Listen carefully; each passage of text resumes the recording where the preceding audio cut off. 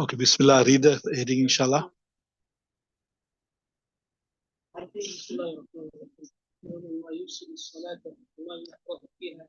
Okay, Bismillah ar-Rahman ar-Rahim. The chapter Ma yufsilu salata, that which corrupts the salah, wa ma yukrahu fiha, and that which is makruh, it is not good to do in the salah, right? So if you look at Sahib Hidaayah first, he mentioned all those things, you can say awaris, that comes when you are reading your salah. If you look at the first awaris that we discussed, like where your wudu broke unintentionally, etc., we can call them awaris samawiya. What we can call them? Or awaris ghair ikhtiyariya. So those things which a person didn't intentionally bring, unintentionally wudu broke, etc., etc., right? But here we're going to discuss the awaris ikhtiyariya. What we're going to discuss? Awaris ikhtiyariya, where a person intentionally brought something, a person intentionally broke his salah, was a ghair ikhtiyariya. Now here we're going to study the ikhtiyariya.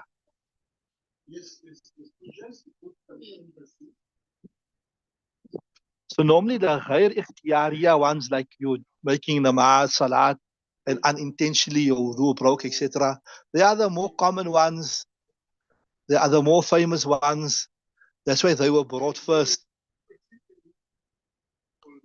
They are kathirul wuqu'. I explained earlier. Now we're going to discuss the awaris ikhtiyariya. What we're going to discuss? The awaris ikhtiyariya.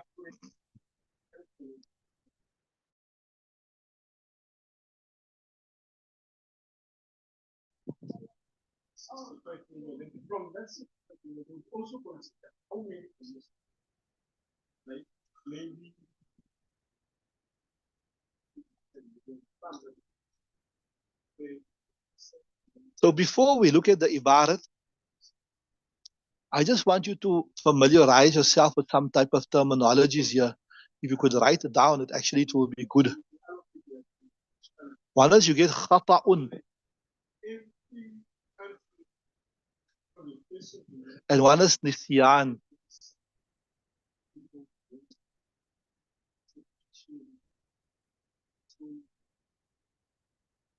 And one is you get sahu and nisyan. If you look at sahu and nisyan, then you get sahu and nisyan. Khata' and nisyan are two different things. Khata' means you didn't forget, you done something wrong with the conscious mind. You understand what I'm saying? You done something wrong with your conscious mind.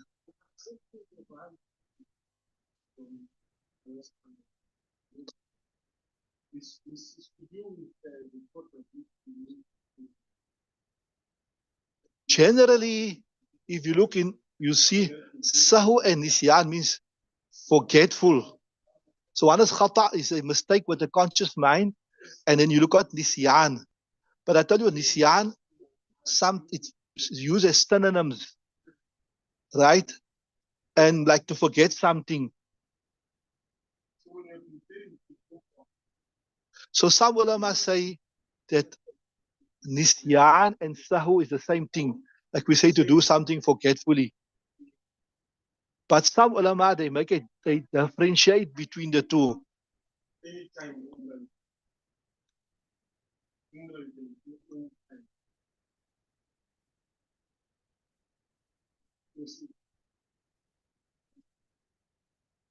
So some ulama say that if you look at sahu, sahu means, you can say, temporary forgetfulness.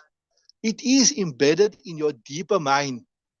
It is embedded in your deeper mind, but temporarily you forgot it.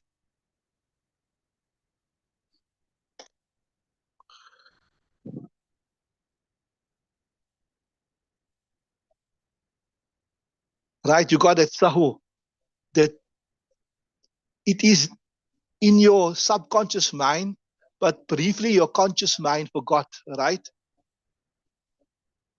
And nisyan is that your conscious and your subconscious mind forgot it. Your conscious and your subconscious mind forgot it, right?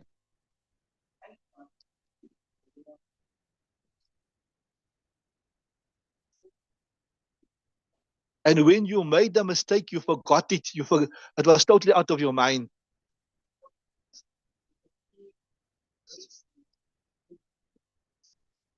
So you consciously made that mistake.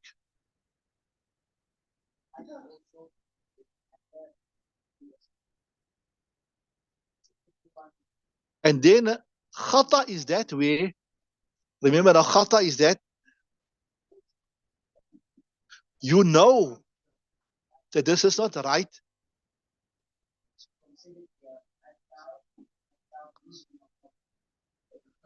Right? But you done for that moment, you done the wrong thing, so to say. You know this is not. I'm not supposed to speak in salah. You know that, but mistakenly you spoke. You know you're not supposed to speak in salah, but when somebody came, hey, what you doing? Were you taking my book, whatever? But you know you're not. You didn't forget that you're not allowed to speak in salah. You understood that? Okay, let's read the masala now.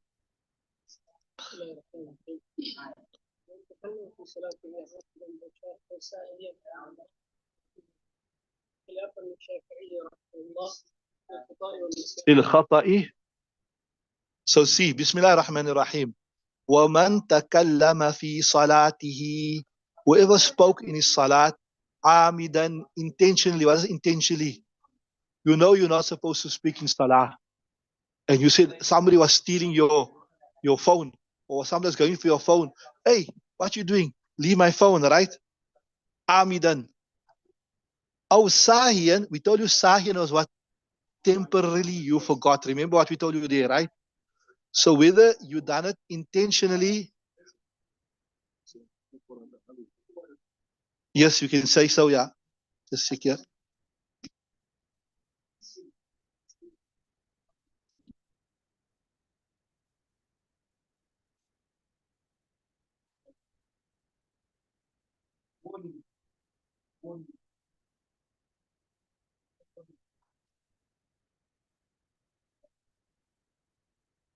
Right. So you can say a person spoke amidan intention. No, I don't think so. I think amidan yell means like you know it's wrong, but you just decided to do it because you thought at this point in time to protect your phone is more important, right? Right. Oh, sahiyan. Sahiyan, I told you, you temporarily forgot that you're not supposed to speak in salah. بطلت صلاته. His salat will become batil. خلافا للشافعي, contrary to Imam Shafi, في الخطأ والنسيان, uh, contrary to Imam Shafi with regards to the khata and the nisyan, in the nisyan masla.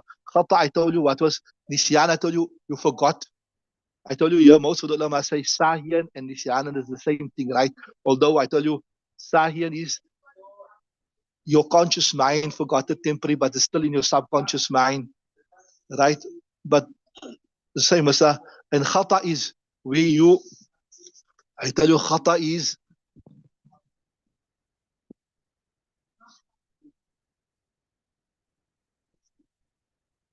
where you, khata is where,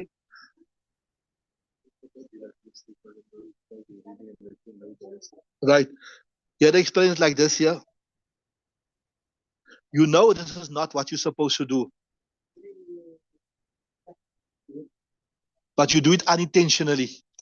That's what you're saying here. Correct? You know you're not supposed to do it, but unintentionally you done it for that moment, right? So, see, so Imam Shafi said, if you khata'an, if you spoke, you're not supposed to do it, but unintentionally you done it, and nisyanan, forgetfully, whether it's in your subconscious mind, it's not in your subconscious mind, right? Then your salat will still break, right? So this is Imam Shafi's opinion, right?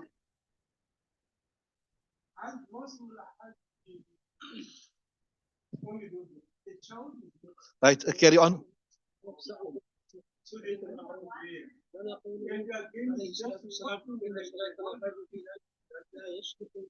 فيها شيء من كلام الناس فإنما هي تسبيح وتهليل. Right. So, ومفرغه. What is the basis for this here? ومفرغه الحديث المعروف, the famous hadith, which is right. So ومفرغه الحديث المعروف. This the proof for the Shafis is رفع عن الأمة الخطأ والنسيان. That's when something is done by mistake or something is done unintentionally, then you're not G. ومفزعه, sorry, مفزعه, right. So then you're not accountable for it. ولنا قوله عليه السلام, but our proof is this, that Nabi Sallallahu said, Inna salatana hadihi, that our salah لا يصلح في شيء فيها شيء من كلام الناس, that the talking of people is not appropriate in it. وإنما هي التسبيح, you make tasbih, subhanallah, وتهليل, Allahu Akbar, وقراءة القرآن, you recite the Quran, right? So now we need to answer the proof of Imam Shafi. رفع عن الأمة الخطأ والنسيان. Like I tell you, خطأ, you done something wrong unintentionally. You were not intending to do it. You done it. Nisyan, you forgot you're not supposed to do it. So how do we answer that? وما رواه محمول على رفع الاسم. We say what that hadith means there is وما رواه محمول على رفع. That not that it does not have its effect. It will have its worldly effect, but in the akhirat you're not accountable. So in other words, it will break your salah. If you spoke in your salah unintentionally, right, you forgot or whatever, right?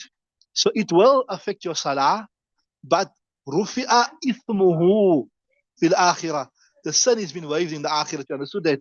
وما رواه محمول على رفع الإثم. Right. بخلاف السلام ساهيا. But contrary to where a person made salam, sahiyan, forgetfully, like somebody was passing past and you passing past by there, you forgot you're not supposed to make salam. So you said assalamu alaikum to that person, right? So that is sahiyan. We tell you, nisyan and size more or less the same, right? لأنه من الأذكار. Why? Because it is, if you look at assalamu alayka, what is it? It's a zikr. And here, you forgot that you're not supposed to do it. So there's no intention of speaking to somebody. So it will go to its default ruling of being a zikr. You understood that? لأنه من الأذكار فيعتبر ذكرا في حالة النسيان. So it will be considered to be a dhikr في حالة النسيان, in the condition where you forgot, right? وكل right, carry on.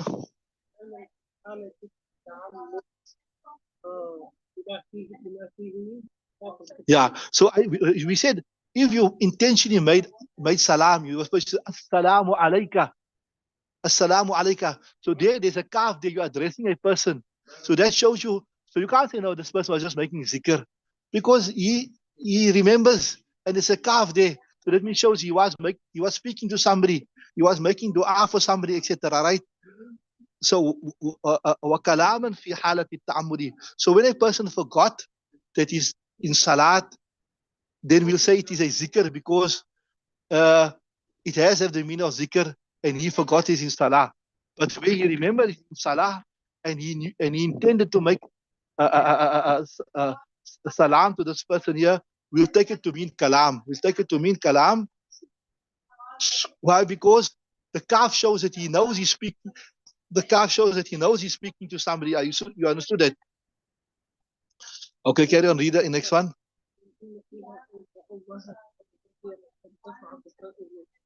فإن كان من ذكر الجنة أو النار لم يقطع لأنه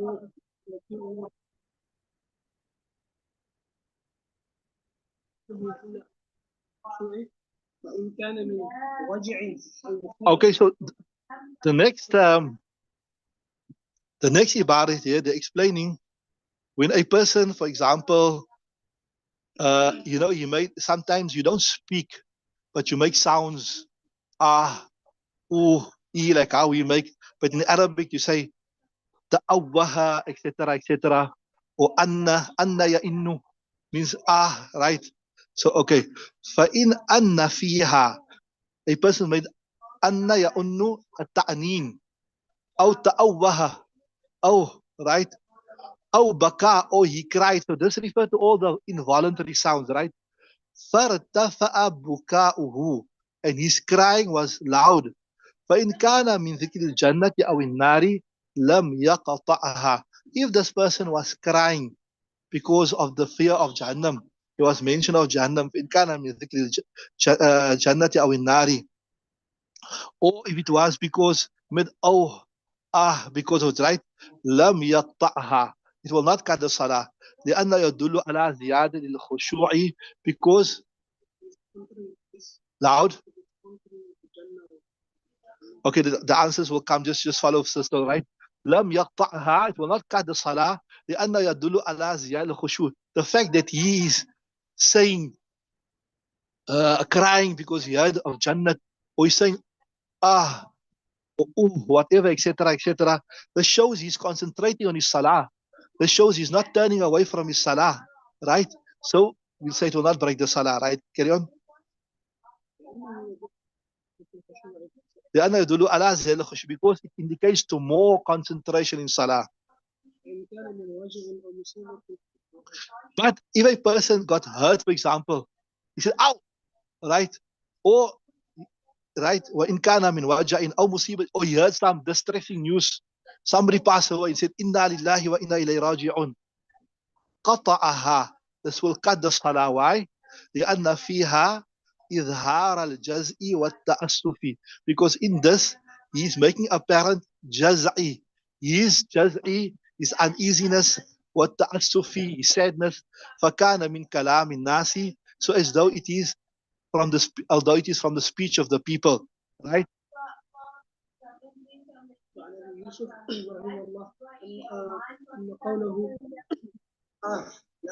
Right. وعن أبي يوسف أن قالوا آهن لم يفسد في الحالين. So as Imam Yusuf said, when he said whether it was for something of the Quran or whether it was something of the dunya, he don't differentiate. He don't look at that. He look at the letters, right? لم يفسد في الحالين. It will not corrupt the salah in both cases. ورواه يفسد, and ورواه, and he also what you get? Sorry, that's what I was saying. وآهن يفسد. So he's saying ahin will not corrupt the salah, but ahu, that will corrupt the salah. So how is this? And here he's saying you do not look at why you are saying it or for what reason you are saying it, but you look at the letters, how many letters there is. وقيل الأصل إنه, it is said that the principle according to him is this: أن الكلمة إذا اشتملت على حرفين. He said if what the sound that came out of this person's mouth, it is two letters, right? أن الكلمة إذا اشتملت على حرفين, and وهما زائدتان أو إحداهما, and if they are two letters or more, if there are two letters or more, أن الكلمة إذا اشتملت على حرفين, if it includes two letters, right? Wahuma, and they are zaid. Why? What do I mean by zaid? See, look at this letter. Al yawma tansahu. Al yawma tansahu. Right? That is all the letter, the zaid letters. So if they in this word there are two letters or more, and there are two of the zawat of these letters, al yawma tansahu, then that will nullify the salah. Quite a complex principle you got. See there. But he's saying, Ishtama ala harfaini.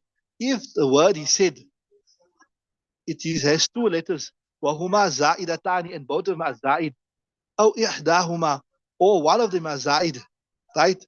La tafsud, it will not. In other words, it must be two letters and more, and the two letters and more, they must be from original letters, they must not be from za'id letters, you understood?